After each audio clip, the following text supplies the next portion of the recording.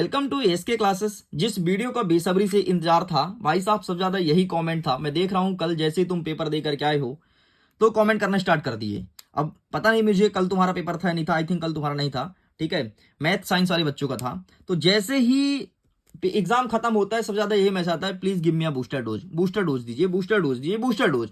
पूरा मैसेज भरा पड़ा है यार, तुम खुद मैसेज उठा के देख लो, सब में यही कमेंट, सर बूस्टर डोज कब देंगे, सर बूस्टर डोज कब देंगे। एंड फाइनली बूस्टर डोज का समय आ चुका है, आपका एग्जाम कुछ ही घंटे बाद है एंड बूस्टर डोज अब तुम्हारे सामने है।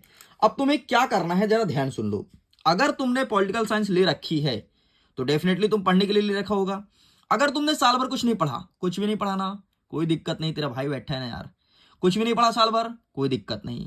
कि कभी किताब नहीं खुला, कोई दिक्कत नहीं। आज पेपर है, टेंशन हो रही है, कोई दिक्कत नहीं। बोलोगी सर कैसी बातें कर रहे हो, अरे बूस्टर डोज है ना यार, इसलिए ऐसी बातें कर रहा हूं। भाई साहब पेपर के फादर कहलाते हैं बूस्टर डोज, है ना। और आप तो ओल्ड स्टूडेंट हो, आपको पता है।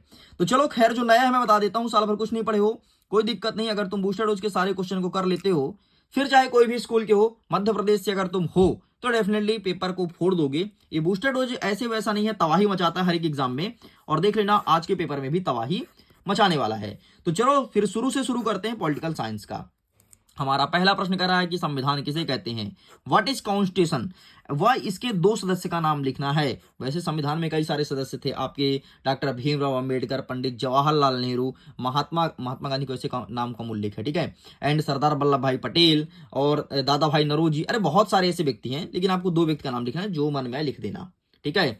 आगे नेक्स्ट कहता है कि संविधान को 26 जनवरी को ही क्यों लागू किया गया। हाँ यार बात तो सही है भाई, हमारा संविधान बन गया था 26 नवंबर 1949 को, लेकिन हमने 26 जनवरी को क्यों लागू किया अब 1950 को। भाई हम जब 49 में बन गया तो इसी दिन लागू करते, है ना। तो इसकी क्या कहानी है, तो ये कहानी हमें जाना पड़ेगा 50 से और 20 साल पहले, मतलब 1930 की कहानी है। कहानी क्या है अभी मैं नहीं बताऊंगा, कहानी बताऊंगा तो वीडियो बहुत ज्यादा लॉन्ग हो जाएगा, हमारा क्वेश्चन छूट जाएगा, तो कहानी आप देख लेना।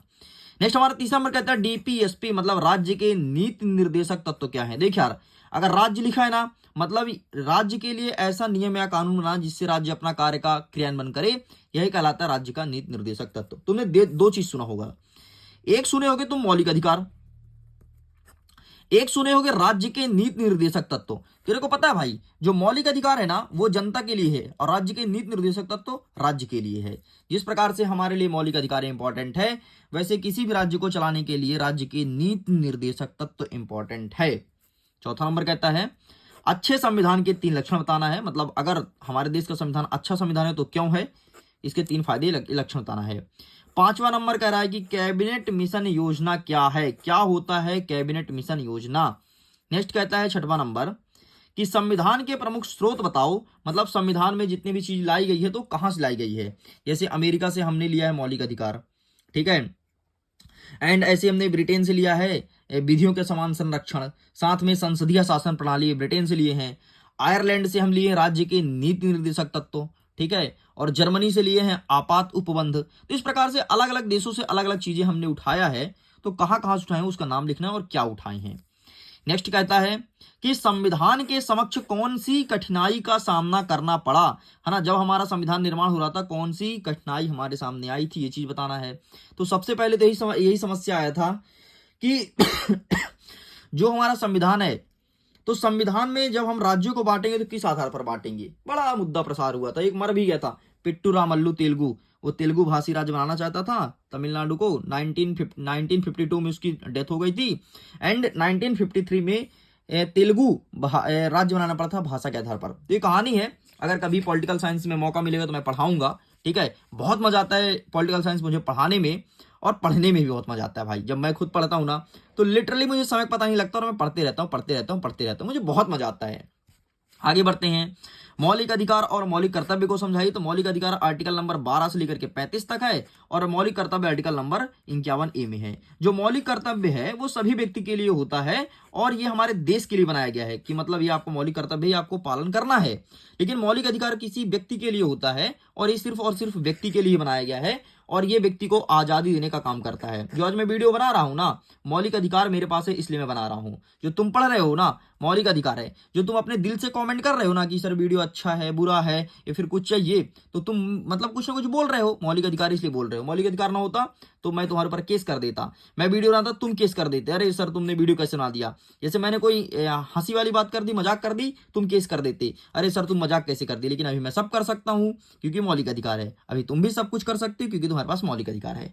चलो नेक्स्ट कहता है शिक्षा के अधिकार से क्या सह है। ठीक है, नेक्स्ट कहता है मानव अधिकारों से क्या सह है। मानव अधिकार ह्यूमन राइट की बात कर रहा है। 1993 में आया था मानव अधिकार। ठीक है, कब आया था तो आई थिंक 12 या 13 दिसंबर को आया था यार। 12-13 दिसंबर 1993 को। ठीक, डेट मुझे याद नहीं है लेकिन सन कंफर्म है भाई, 1993 में आया था। नेक्स्ट कहता है समानता व स्वतंत्रता के अधिकार को समझाओ। क्या होता है समानता का अधिकार और क्या होता है स्वतंत्रता का अधिकार। समानता का मतलब होता है सभी लोग समान हैं, है ना, कानून के समक्ष, चाहे कोई भी जाति धर्म लिंग वंश समुदाय का हो। और स्वतंत्रता मतलब सबको आजादी है बोलने की, घूमने की, घर बनाने की, है ना, कुछ भी करने की। आगे बढ़ते हैं, संपत्ति का अधिकार पर टिप्पणी लिखो। नेक्स्ट कहता है कि कौन सा मौलिक अधिकार सबसे अधिक महत्वपूर्ण है। भाई तुम्हें कौन सा अच्छा लगता है। वैसे मौलिक अधिकार की संख्या 6 है। स्वतंत्रता का अधिकार, समानता का अधिकार, शोषण विरुद्ध का अधिकार, धार्मिक स्वतंत्रता का, संवैधानिक उपचारों का अधिकार और सांस्कृतिक शिक्षा का अधिकार। इस प्रकार अच्छा है। तुम्हें क्या अच्छा लगता है और क्यों अच्छा लगता है ये चीज लिखना है। नेक्स्ट कहता है धार्मिक स्वतंत्रता का अधिकार को समझाओ। मतलब क्या है, सिंपल सा, हम अपने धर्म का प्रचार कर सकते हैं, अपने धर्म को मान सकते हैं, अपने धर्म के लिए कोई अगर हमें काम करना वो कर सकते हैं, सरकार कभी नहीं रोकेगी, है ना। सूचना का अधिकार को क्या होता है। सूचना का अधिकार, राइट टू इन्फॉर्मेशन, मतलब अगर किसी व्यक्ति को कोई चीज सूचना चाहिए तो यहाँ से निकलवा सकता है। नेक्स्ट कहता है राजनीति सिद्धांत को कोई 3 कार्य बताना है। जो पॉलिटिकल पार्टीज हैं उसके 3 कार्य बताना है और उसके उद्देश्य को लिखना है। एंड पॉलिटिकल पार्टीज के विशेषताएं बतानी है और साथ में उसमें कौन कौन सी समस्याएं हैं ये चीज हमें बतानी है। आगे बढ़ते हैं नेक्स्ट क्वेश्चन। नेक्स्ट कहता है लॉन्ग वॉक टू फ्रीडम क्या है। ठीक है, लॉन्ग वॉक टू फ्रीडम क्या है। नेक्स्ट कहता है राजनीति विज्ञान कला भी है और विज्ञान भी है, समझाओ कैसे। चल भाई बता, अगर पॉलिटिकल पार्टीज पॉलिटिकल साइंस है तो वो एक आर्ट भी है एंड साइंस भी है, डिफाइन करो। नेक्स्ट कहता है संविधान के अनुच्छेद 19 क्या है ना। अनुच्छेद 19 क्या है, तो अनुच्छेद देखो 18 से लेकर के अनुच्छेद 22 तक ये है आपका समानता का अधिकार। ठीक है, तो ये समानता के बारे में बात करता है। ठीक है, मतलब कानून के समक्ष सभी व्यक्ति समान हैं, इसकी बात करता है आर्टिकल 19 में। ठीक है, स्वतंत्रता होना का क्या अर्थ है ये चीज बताना है। राजनीतिक के चिंतकों का नाम व सिद्धांत बताओ। नेक्स्ट कहता है स्व संबंध और पर संबंध का कार्य में 4 अंतर लिखो। ठीक है, स्व संबंध क्या होता है, पर संबंध क्या होता है, ये चीज हमें डिफाइन करना है। नेक्स्ट कहता है स्वतंत्रता का अर्थ स्पष्ट कीजिए। क्या होता है स्वतंत्रता भाई, फ्रीडम। ठीक है, क्या व्यक्ति के लिए स्वतंत्रता और राष्ट्र के लिए स्वतंत्रता में कोई संबंध है, अगर है तो वो भी संबंध बताना है। आगे बढ़ते हैं परिसीमन आयोग। भाई बहुत पूछता है यार परिसीमन, पढ़ लेना यार, आज के पेपर में परिसीमन परिसीमन परिसीमन पटक के मारेगा, मतलब प्रश्न आ रहा है। नेक्स्ट कहता है 26 नंबर मताधिकार का अर्थ क्या होता है। पृथक निर्वाचक मंडल क्या होता है। वयस्क मताधिकार के पक्ष में कोई 3 तर्क लिखो। 18 साल के अगर तुम हो गए हो, 18 वर्ष, तो तुम्हें वोट डालने का अधिकार है। लेकिन अभी आप कितने साल के हो पता है, अभी आप हो 16 साल के, राइट। सच में 16 साल के हो ना भाई, कितने साल के हो बता देना मुझे कमेंट सेक्शन में, मुझे पता चलेगा। मैं ऐसा एक्सपेक्ट करता हूं कि कुछ स्टूडेंट 16 साल के हैं, कुछ 15 साल के हैं।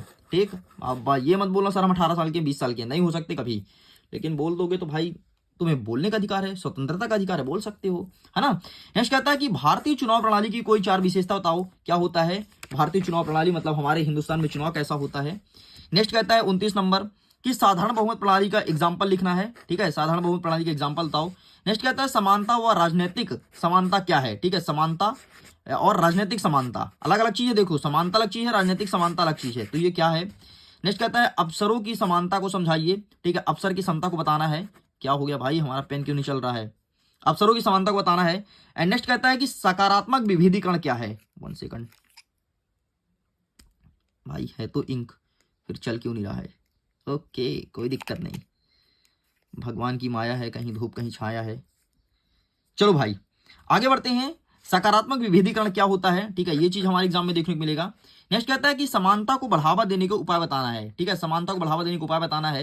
एंड यहीं पर कहता है कि कार्यपालिका क्या है, वो इसके कार्य को बताना है। ठीक है, कार्यपालिका कार्य बताना है।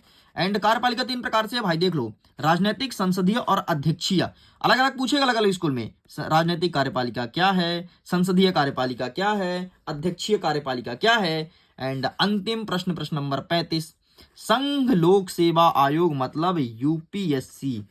कि 2 कार्य बताइए, प्रश्न रहेगा 2 नंबर का। ले भाई 35 प्रश्न बताया हूं, 35 में से अलग अलग स्कूल में 35 के 35 प्रश्न देखने को मिलेगा, लेकिन मिलेगा अलग अलग स्कूल में। अगर आपके स्कूल में बहुत सारे क्वेश्चन रिपीट हो रहे हैं तो आपके मजे मजे, लेकिन बहुत सारे रिपीट होंगे, परेशान मत होना। तो मैं करता हूं वीडियो को एंड। Thanks for watching. खुश रहिए, पढ़ते रहिए, मुस्कुराते रहिए। Bye bye.